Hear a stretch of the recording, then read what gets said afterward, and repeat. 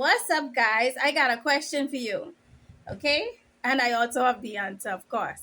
The question is, what is the power that God has given us? What is the power to tread on serpents and scorpions? So, the power to tread on serpents and scorpions is the power to govern your mind, the power to govern your thoughts, the power to conserve and preserve the garden which is in your mind, the power to sift through the positive and the evil.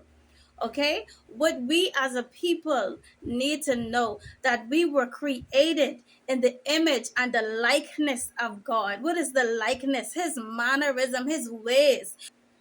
In Genesis 1:26, God said, "And let us make man in our image and likeness." Let us make man in our image, our look, the way we look, and our likeness, our mannerism, the way we are with our spirit. Let us make man with our spirit, the fruits of the spirit. So you need to look at the enemy. You need to let the enemy in your mind know that there is not a jealousy born. Listen to me. Tell the devil, I was not created with a tell the enemy, I don't have a jealousy bone in my body. I don't have a wicked bone in my body. I don't have a backstabbing bone in my body. I don't care what this situation look like.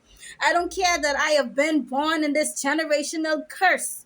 Y'all got me fooled. Y'all get me for a minute because I didn't know who I was. Huh? Hold on, people of God. Let me tell you all how to get this thing together, because the enemy will want you to believe that these ways that you have picked up, bad habits, y'all know bad habit, easy to pick up. I come to tell you, wherever you pick it up, you better drop it. And better yet, wherever you pick it up, you better cast it out to the pits of Hades, never to return. And I ask God to restore the fruits of the Spirit, which is love, joy, peace, long-suffering, goodness, faith, meekness, temperance, gentleness. These are the things that God put in you when he put you in the world. When he created you, when he formed you and put you in your mother's womb, when he was forming you, these were the things that he gave you. Okay, these were the attributes of your character, of who, these were the core characters of who you were. I know that we can all think about that moment when someone hurt you. We all came into this world with a pure heart. And I want you to think right back to that moment where someone erode on the heart that God have given you. Okay? Come and put there, where the person came and pervert the heart that God has given you. You were supposed to give that pain over to God by crying out to him, but you took matters in your own hand when you dwelled on it. If you could remember that moment, that is your signal right there to tell you that you once was and you still are and you still can be. Let me tell you why that is. Because, and don't worry about it. You born in this generational curse. Don't worry about it. Don't sweat it, baby.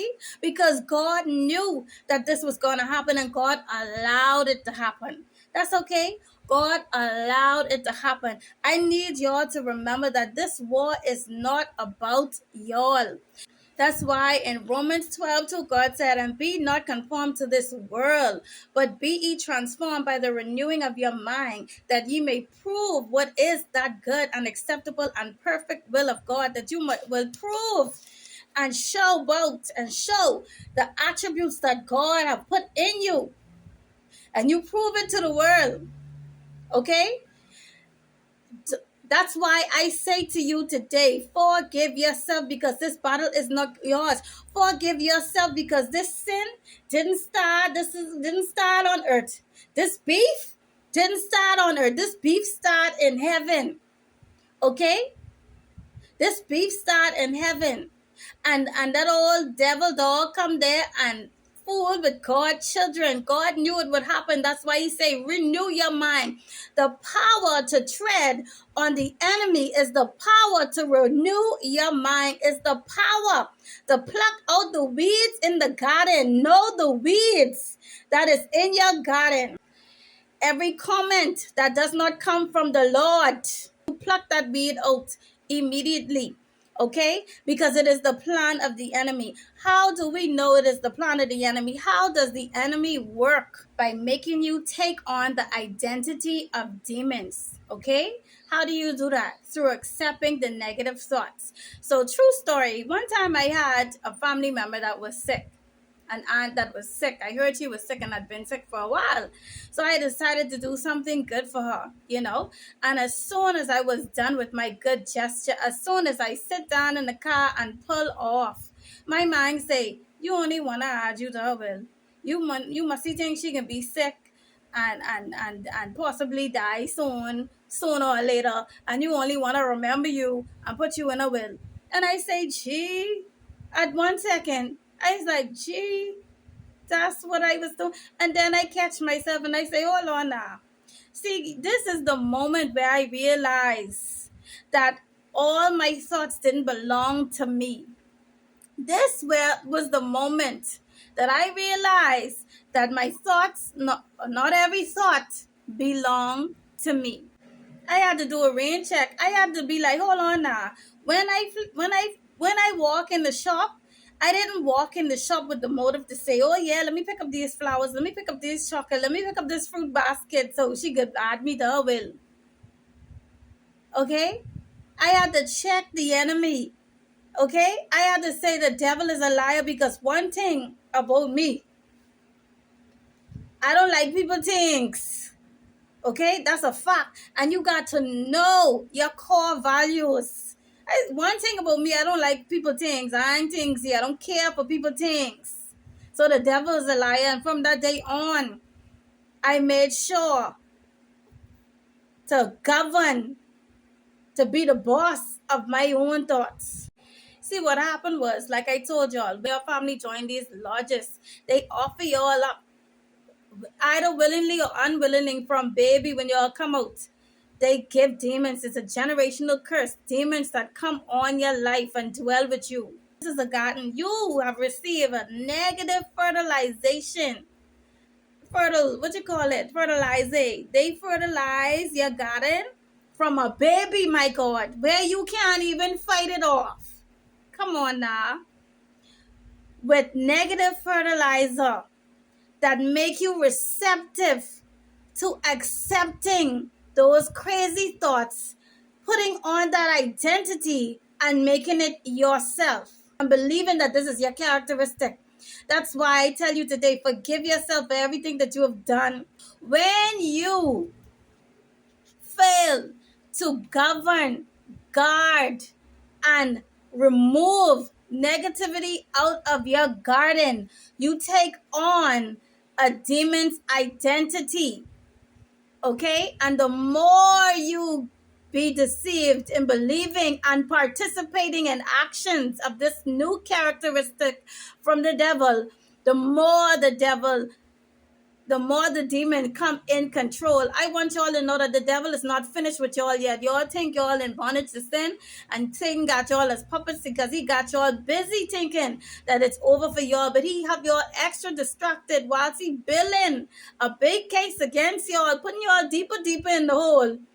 But he's not finished with y'all yet until he have complete control. 666 tell the demon that he placed in you is able to take complete control of you.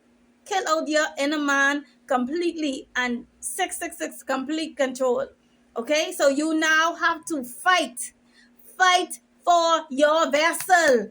These demons want to live on this earth. Okay, that's what this is all about. They can't be in heaven. They want to live on this earth, and they need a body, your body. That is why take off. Oh, Jesus. Take it off. Wash yourself clean. That's why in Revelation 7:14, this is what it says. These are they which came out of great tribulation. You're going to have to go to tribulation to get out of what your parents put you in. But God know you. God know you innocent. God know your parents put you in that. And also the ones that have been, whose spirit was annihilated. God know you innocent. God know what was going on. So these are they which came out of great tribulation and have washed their robes and made them white in the blood of the Lamb. Okay? Wash them robe. Take off them demon identity. Because what the devil did. And let me tell you something. Don't feel bad about yourself. I am no better than you. Wash off those garments, because let me tell you who you truly are. And it's very similar to what, let me tell you who you truly are. You there, who caught up in all this bondage and all this foolishness. You are God's best. You are God's best. You are God's most precious warrior of valor. Okay? Because it's much similar to when the king of Babylon took over Israel. He gave instructions to go and get the wisest, the most skillful, the leaders.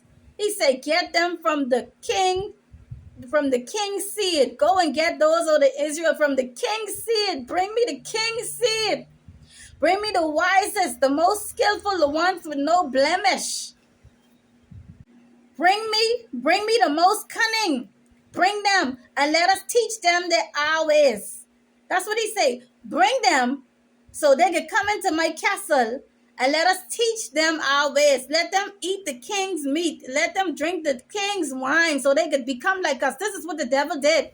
He did it because he knew there would be a great influence. He did it because he wanted the influence that they have to clean up shop, to clean up all God's people, and put the world in the predicament that it is in today.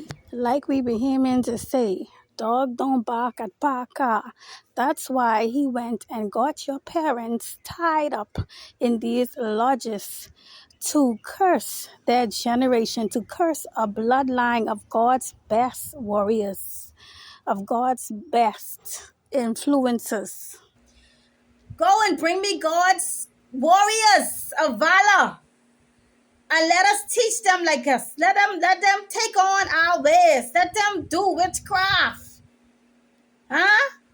Baby, I can tell you, wash yourself clean. This bottle ain't yours. This bottle ain't yours. Wash yourself clean today.